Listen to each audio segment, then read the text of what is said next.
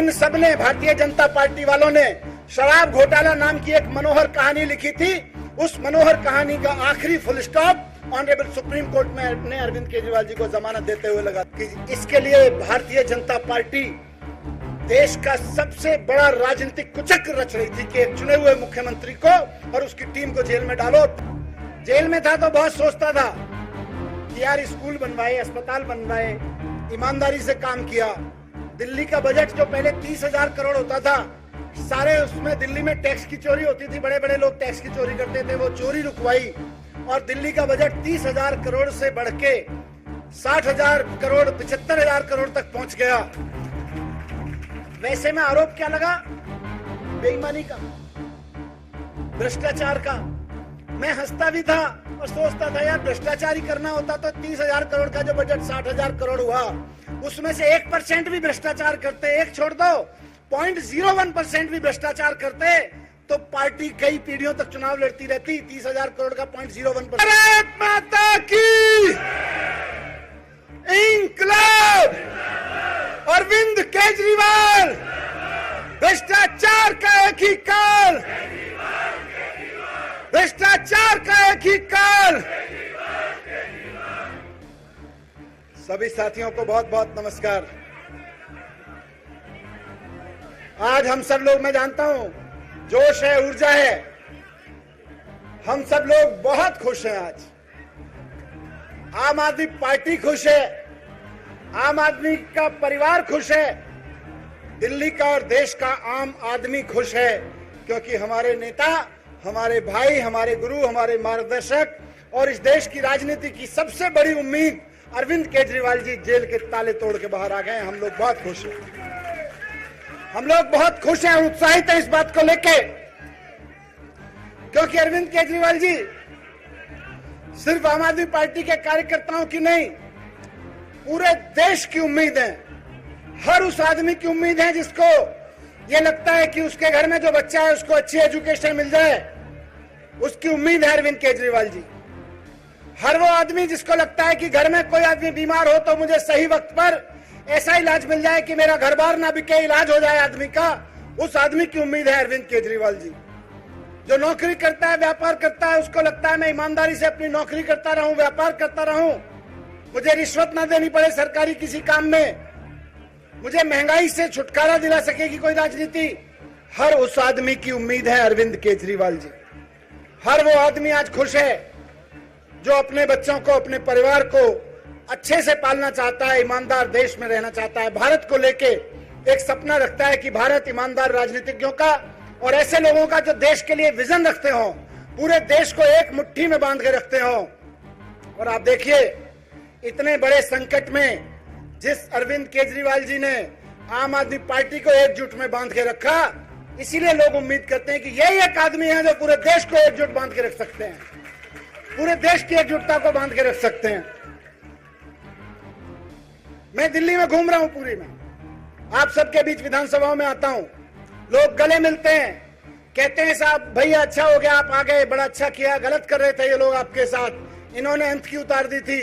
हर माँ, हर बहन, हर बच्चा जब मुझसे गले मिलता है, अपने दिल की बात कहता है, तो उसकी आखिरी लाइन अभी तक सर मुझे यही होती थी, आप आ गए भैया, आप केजरीवाल जी को भी ले आओ जल्दी से। गली गली में, मोहल्ले मोहल्ले में मैंने सुना है, आप आ गए अब केजरीवाल जी को भी ले आइए जल्दी से। मैं जेल में था तो भगवान का धन्यवाद करता था, ईश्वर का शुक्रगुजार था कि हमें राजनीति में लाके ऐसे नेता के सुपुर्द किया जिसका विजन, जिसकी ईमानदारी और जिसकी टीम लीडरशिप हम सबको भी आगे बढ़ा रही है, हमारे एक एक देश के लोगों को बढ़ा रही है, एक पार्टी कार्यकर्ता नेता के रूप में हम सबको आगे बढ़ा रही है। हमें मुझे शिक्षा मंत्री के रूप में काम करने का मौका मिला, वित्त मंत्री दिल्ली के रूप में काम करने का मौका मिला, उप मुख्यमंत्री के रूप में काम करने का मौका मिला। इसके लिए भगवान का शुक्रिया, लेकिन उससे ज्यादा भगवान का शुक्रिया इसलिए कि उन्होंने अरविंद केजरीवाल जी के नेतृत्व में मुझे काम करने का मौका दिया। ये हमारे लिए बहुत गर्व की बात है। केजरीवाल छूट गए। मैं जेल में था तो बहुत सोचता था कि यार स्कूल बनवाए, अस्पताल बनवाए, ईमानदारी से काम किया। दिल्ली का बजट जो पहले 30,000 करोड़ होता था, सारे उसमें दिल्ली में टैक्स की चोरी होती थी, बड़े बड़े लोग टैक्स की चोरी करते थे, वो चोरी रुकवाई और दिल्ली का बजट 30,000 करोड़ से बढ़ के 60,000 करोड़ 75,000 करोड़ तक पहुंच गया। वैसे में आरोप क्या लगा?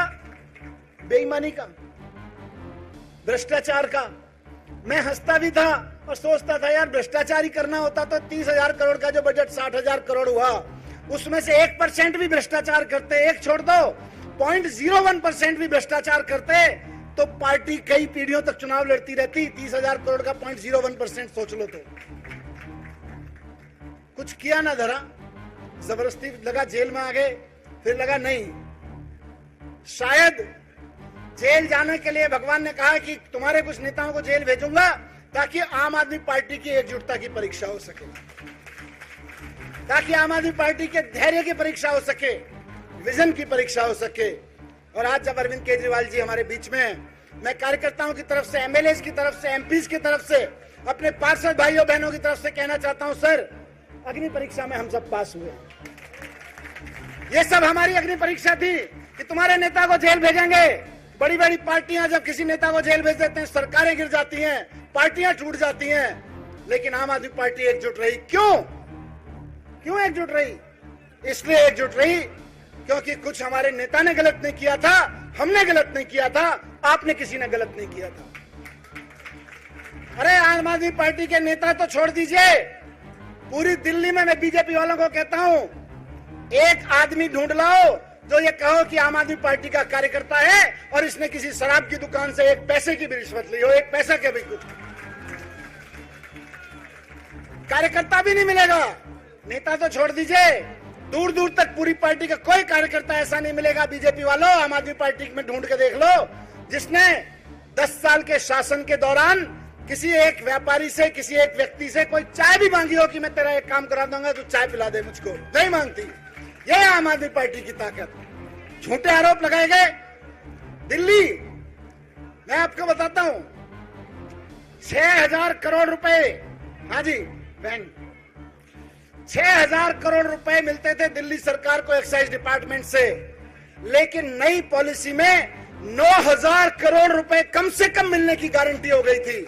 और ये कहते हैं अरविंद केजरीवाल जी ने भ्रष्टाचार कर दिया, मनीष सिसोदिया ने भ्रष्टाचार कर दिया। ये भारतीय जनता पार्टी का इतना बड़ा झूठ, इतना बड़ा झूठ। अगर हम कहते हैं, अभी संदीप भाई कह रहे थे कि आम आदमी पार्टी इस देश के सबसे बड़े राजनीतिक संकट से जूझ रही थी जितना कोई पार्टी कभी नहीं जूझी, तो मैं ये भी कहूंगा कि इसके लिए भारतीय जनता पार्टी देश का सबसे बड़ा राजनीतिक कुचक्र रच रही थी कि एक चुने हुए मुख्यमंत्री को और उसकी टीम को जेल में डालो और पार्टी को खत्म कर दो। लेकिन कहते हैं सत्य ईश्वर है, ईश्वर सत्य है। अगर आप सत्य हो, अगर आप सच्चाई के रास्ते पे चल रहे हो तो आप ईश्वर के रास्ते पे चल रहे हो, और जब आप ईश्वर के रास्ते पे चल रहे हो तो ताकत ईश्वर की आपके साथ होती है। आज ईश्वर की ताकत अरविंद केजरीवाल जी के साथ है, हम सबके साथ है। इन सब ने, भारतीय जनता पार्टी वालों ने शराब घोटाला नाम की एक मनोहर कहानी लिखी थी। उस मनोहर कहानी का आखिरी full stop honourable supreme court में ने अरविंद केजरीवाल जी को जमानत देते हुए लगा दिया। वो कहानी अब खत्म हो गई, वो कहानी अब खत्म हो गई। हमारे लिए सुख है, हैप्पी एंडिंग है, बीजेपी के लिए सैड एंडिंग है।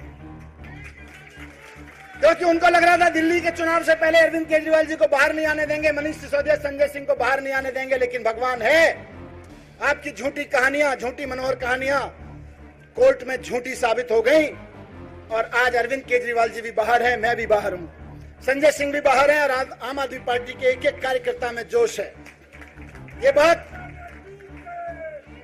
ये बहुत सुखद मौका है हम सबके लिए, हम सबके बीच में, कि आज एक बार फिर हम यहाँ बैठे हैं, अपने नए पार्टी ऑफिस में बैठे हैं। आज से एक नई यात्रा आम आदमी पार्टी शुरू करेगी, उसी ईमानदारी की लड़ाई की जिसके लिए लड़ने आए थे, उसी देशभक्ति की लड़ाई की जिसके लिए लड़ने आए थे, उसी ईमानदारी वाली सरकार की जिसके लिए लड़ने आए थे। आज से एक नई यात्रा यहाँ से शुरू करेगी और मैं उम्मीद करता हूं कि आम आदमी पार्टी का एक एक कार्यकर्ता, एक एक साथी इसमें कदम से कदम मिलाते हुए अरविंद केजरीवाल जी के साथ चलेगा, हम सबके साथ चलेगा। मैं एक छोटा सा आदमी, गांव में, मेरा गांव है उत्तर प्रदेश के हापुड़ जिले में, अभी हापुड़ पहले गाजियाबाद होता था, मेरे फादर टीचर थे, गांव में मैंने पढ़ाई की। दूर दूर तक कभी नहीं सोचता था कि कभी राजनीति में जाऊंगा। राजनीति में जाऊंगा तो छोड़ दो, मुझे याद है हमारे गांव में कोई नेता भी आता था तो हमें लगता था क्या हो गया, ये तो बड़ा आदमी कोई आ गया, वैसी जिंदगी जी रहे थे। वहां से स्कूलिंग करने के बाद जब दिल्ली आया तो पत्रकारिता करने आया था, रेडियो में काम किया, टीवी में काम किया, लेकिन तब भी नहीं सोचा था कि कभी राजनीति में आएंगे या सरकार में आएंगे, मंत्री उप मुख्यमंत्री बनेंगे। लेकिन आपके प्यार, आपकी मेहनत, आपने जो सड़कों पे लड़ाई लड़ी उसकी मेहनत की बदौलत और दिल्ली की जनता के प्यार की बदौलत और अरविंद केजरीवाल जी के प्रति भरोसे की बदौलत, एक उम्मीद जो अरविंद केजरीवाल जी देते हैं देश के आम आदमी को, उसकी बदौलत मुझ जैसे आदमी को जो उत्तर प्रदेश के गांव से उठ के आया था, सामान्य टीचर का बेटा था, दिल्ली का शिक्षा मंत्री बनने के रूप में काम करने का मौका मिला। और ऐसा काम करने का मौका मिला क्योंकि विजन यहां से आता था, फ्रीडम यहां से आती थी, अधिकार यहां से आता था कि काम करो, मार्गदर्शन यहां से आता था। तो उसके बाद ऐसा काम करने का मौका मिला कि आज कश्मीर से लेकर कन्याकुमारी तक आप बात करिए तो ढाबे पे बैठ के भी बात करेंगे और आप बता देंगे कि मैं दिल्ली से हूं, तो लोग कहेंगे यार वहां पे शिक्षा में बड़ा अच्छा काम हो रहा है, केजरीवाल जी बड़ा अच्छा काम कर रहे हैं। कहेंगे कि नहीं कहेंगे? आप लोग जाते रहते हैं कहीं भी, उत्तराखंड में, कश्मीर में, कन्याकुमारी में, नागालैंड में, कहीं चले जाओ, किसी ढाबे पे भी बात करोगे, वहां भी ढाबे का चाय पिलाने वाला भी कह देगा जी मैंने सुना है केजरीवाल जी अच्छा काम कर रहे हैं दिल्ली में। है कि नहीं? हमें उस टीम का हिस्सा होने का मौका मिला, उस बदलाव के हिस्सा होने का मौका मिला। इससे बड़ा सौभाग्य आदमी का क्या हो सकता है, राजनीति में आने के बाद क्या हो सकता है। तो मैं बहुत शुक्रगुजार हूं भगवान का कि उन्होंने मौका दिया। मैंने जेल के मौके को भी, जब मुझे जेल में रहने का मौका मिला तो मैंने सोचा कि इसको भी अवसर के रूप में इस्तेमाल किया जाए। इसमें भी कहीं कोई पीड़ा नहीं है, ना दुखी हुए, ना कष्ट किया, कष्ट उठाया, कष्ट समझा इस चीज को। बस यही लगा कि भगवान ने मौका दिया है, कुछ पढ़ लो, कुछ समझ लो, कुछ ध्यान कर लो और आगे की लड़ाई के लिए तैयार हो जाओ। आगे के लिए सड़कों पे चप्पल घिसके जो काम हम करते रहे उसके लिए तैयार हो जाओ। मुझसे बहुत लोग आके बीच में कहते थे देखो ये घोटाला वोटाला तो है नहीं, हमें भी पता है। इनके लोग भी आते थे, वो कहते थे घोटाला वोटाला तो कुछ देखो है नहीं, हमारी मनोहर कहानी है, आप ऐसा कर लो, वैसा कर लो, देख लो, नहीं तो जेल में सड़ जाओगे। मैं उनसे कहता था मैं जंतर मंतर पे अखबार बिछा के सोया हूं आंदोलन में अरविंद केजरीवाल जी के साथ में। और जो आदमी जंतर मंतर पे अखबार बिछा के आंदोलन कर सकता है उसके लिए जेल में कम से कम एडिशनल फैसिलिटी है कि वहां एक दरी मिलती है और सर पे पंखा भी था। जंतर मंतर में तो सर पे पंखा भी नहीं होता था। मैं इनको कह देता था कि तुम अपनी सरकारी सिस्टम, अपने ऑफर, अपने प्रस्ताव सब अपने पास रखो, मुझे जरूरत पड़ेगी मैं तो पंखा हटवा के जंतर मंतर पे भी जाके सो जाऊंगा, मुझे कोई झंझट नहीं है। और आज उसकी बदौलत आम आदमी पार्टी का परिवार एक बार फिर से खुशहाल हो रहा है। सबके चेहरे पे, आपके चेहरे पे खुशियां ही खुशियां दिखाई दे रही हैं। बस जोर से नारा लगा के एक बार मुझे बताइए कितने खुश हैं सब लोग। आवाज टीवी के माध्यम से पूरे देश में जा रही है, आपकी इस आवाज को पहुंचाइए। भारत माता की इंकलाब, इंकलाब, आम आदमी पार्टी, आम आदमी पार्टी, अरविंद केजरीवाल, अरविंद केजरीवाल, भ्रष्टाचार का एक ही काल। बहुत कोशिश की है इन लोगों ने ये दिखाने की कि देखो ये जो नारा 2014 में लगा था फीका पड़ गया, लेकिन बताओ फीका पड़ा है कि नहीं पड़ा? भ्रष्टाचार का एक ही काल, भ्रष्टाचार का एक ही काल, भ्रष्टाचार का एक ही काल। बहुत बहुत धन्यवाद, बहुत बहुत धन्यवाद।